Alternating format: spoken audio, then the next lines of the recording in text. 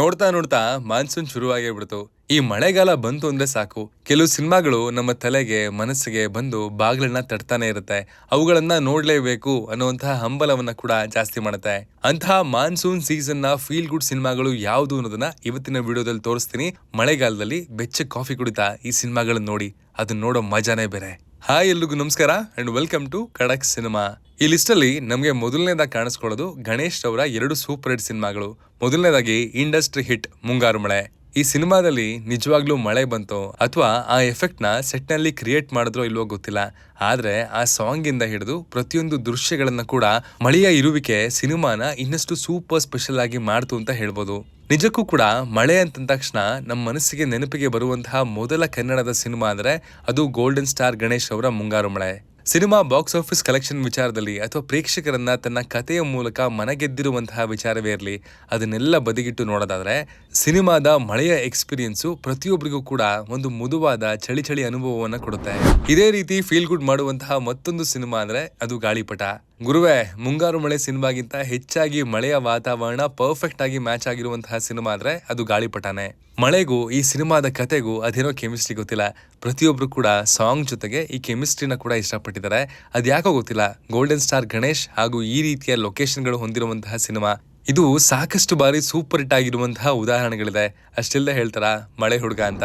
ಮಿಲನ ಸಿನಿಮಾಗೂ ಮಳೆಗೂ ಅಷ್ಟೊಂದು ದೊಡ್ಡ ಮಟ್ಟದ ಸಂಬಂಧ ಇಲ್ಲದೆ ಇರಬಹುದು, ಆದ್ರೆ ಮಾನ್ಸೂನ್ ಟೈಮಲ್ಲಿ ಖಂಡಿತವಾಗ್ಲೂ ಈ ರೀತಿಯ ಕಲ್ಟ್ ಕ್ಲಾಸಿಕ್ ಹಾಗೂ ಒಂದು ಕ್ಯೂಟ್ ಲವ್ ಸ್ಟೋರಿ ಸಿನಿಮಾನ ನೋಡದೇ ಇರೋದಕ್ಕೆ ಮನಸ್ಸೇ ಬರಲ್ಲ ಬಿಡಿ. ಖಂಡಿತವಾಗ್ಲೂ ಪವರ್ ಸ್ಟಾರ್ ಪುನೀತ್ ರಾಜ್ಕುಮಾರ್ ಅವರ all time blockbuster cinema, monsoon ವೆದರ್ಗೆ ಹೇಳಿ ಮಾಡಿಸಂತಹ ಸಿನಿಮಾ ಅಂತ ಹೇಳ್ಬೋದು.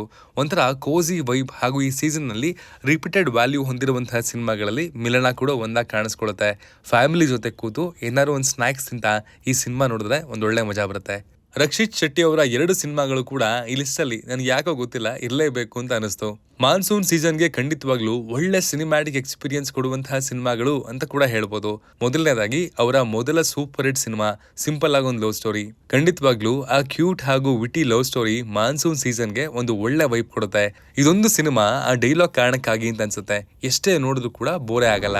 ಇದರ ಜೊತೆಗೆ ರಕ್ಷಿತ್ ಶೆಟ್ಟಿ ಅವರ ಉಳಿದವರು ಕಂಡಂತೆ ಸಿನಿಮಾ ಕೂಡ ಖಂಡಿತವಾಗ್ಲೂ ಮಾನ್ಸೂನ್ ನಲ್ಲಿ ನಿಮ್ಗೆ ನೋಡ್ಬೇಕು ಅಂತ ಅನ್ಸುವಂತಹ ಒಂದು ಸಿನಿಮಾ ಅಂತ ಹೇಳ್ಬೋದು. ನೋಡ್ತಾ ಇದ್ರೆ ಸಿನಿಮಾ ಮುಗ್ದು ಹೋಗೋದೇ ಗೊತ್ತಾಗಲ್ಲ. ವಿಭಿನ್ನವಾದ ಸ್ಟೋರಿ ಟೆಲ್ಲಿಂಗ್ ವಿಧಾನವನ್ನ ಈ ಸಿನಿಮಾದಲ್ಲಿ ಅನುಸರಿಸಿದರೆ ಅನ್ನೋದು ನಿಮಗೆ ಗೊತ್ತಿದೆ. ಆ ಕಾಲಕ್ಕೆ ಸಿನಿಮಾ ಜನರಿಗೆ ತಲುಪಿಸೋದಕ್ಕೆ ಸಾಧ್ಯವಾಗಿರಲಿಲ್ಲ, ಆದ್ರೆ ಈಗ ಈ ಸಿನಿಮಾಗೆ ಇರುವಂತಹ ರಿಪೀಟ್ ವ್ಯಾಲ್ಯೂ ಸಾಕಷ್ಟು ಸಿನಿಮಾಗಳಿಗೆ ಇರೋದಕ್ಕೆ ಸಾಧ್ಯನೇ ಇಲ್ಲ, ಅಷ್ಟರ ಮಟ್ಟಿಗಿದೆ. ಧ್ಯಾನ್ ಹಾಗೂ ರಮ್ಯಾ ಕಾಂಬಿನೇಷನ್ ಅಲ್ಲಿ ಮೂಡ್ ಬಂದಿರುವಂತಹ ಅಮೃತಧಾರೆ ಸಿನಿಮಾ ಕೂಡ ಈ ಸೀಸನ್ಗೆ ಹೇಳಿ ಮಾಡಿಸಿದಂತಹ ಫೀಲ್ ಗುಡ್ ಸಿನಿಮಾ ಅಂತ ಹೇಳ್ಬೋದು. ಇನ್ನು ಈ ಸಿನಿಮಾದಲ್ಲಿ ಕ್ಲೈಮ್ಯಾಕ್ಸ್ ನಲ್ಲಿ ಅಮಿತಾಬ್ ಬಚ್ಚನ್ ಅವರ ಗೆಸ್ಟ್ ಅಪಿಯರೆನ್ಸ್ ಕೂಡ ಖಂಡಿತವಾಗ್ಲೂ ನಿಮ್ಗೆ ಇನ್ನಷ್ಟು ಮಜಾ ಕೊಡುತ್ತೆ. ಒಂದು ವಿಭಿನ್ನವಾದ ಲವ್ ಸ್ಟೋರಿಯನ್ನ ಡೈರೆಕ್ಟರ್ ಈ ಸಿನಿಮಾದ ಮೂಲಕ ನಿಮ್ಗೆ ಕೊಡುವಂತಹ ಪ್ರಯತ್ನ ಮಾಡಿದ್ದಾರೆ.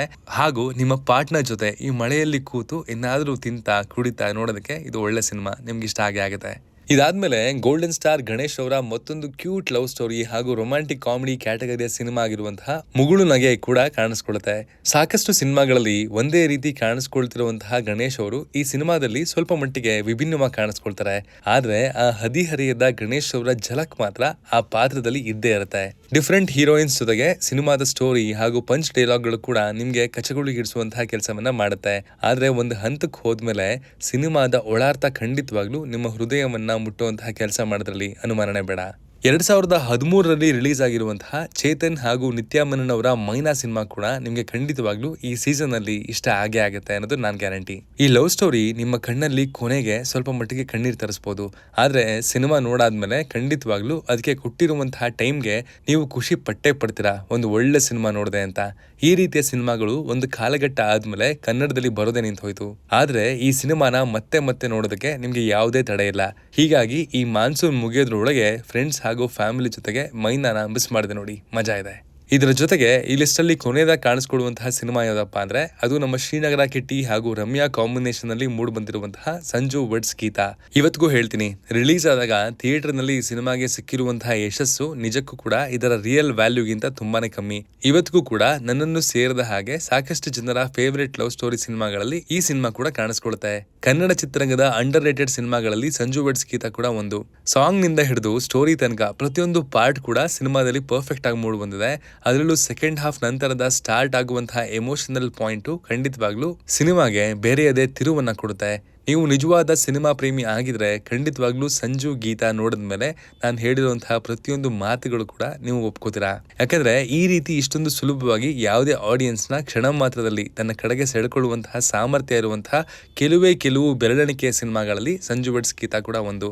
ಎಸ್, ನೀವು ಅದನ್ನ ಮಿಸ್ ಮಾಡ್ಕೊಂಡಿದ್ರೆ ನಿಮ್ಮ ಹುಡುಗ ಅಥವಾ ಹುಡುಗಿಯ ಜೊತೆ ಕೂತ್ಕೊಂಡು ನೋಡಿ, ಒಂದೊಳ್ಳೆ ಅನುಭವ ಸಿಗುತ್ತೆ. ಇವಿಷ್ಟು ಈ ಮಾನ್ಸೂನ್ ನಲ್ಲಿ ಕನ್ನಡದ ಆಡಿಯನ್ಸ್ಗೆ ಫೀಲ್ ಗುಡ್ ಎಕ್ಸ್ಪೀರಿಯನ್ಸ್ ಕೊಡಬಹುದಾದಂತಹ ಮಳೆಯ ಸಿನಿಮಾಗಳು ಅಂತ ನಮ್ಗನ್ಸಿದ್ದು.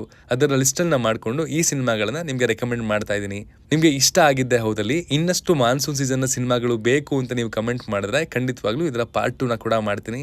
ಅಂಡ್ ಯಾವ್ದನ್ನಾದ್ರೂ ಮಿಸ್ ಮಾಡಿದ್ರೆ ಅದನ್ನ ಕೂಡ ನೀವು ಕಮೆಂಟ್ ಮಾಡಿ ತಿಳಿಸಿ. Signing off, Manu.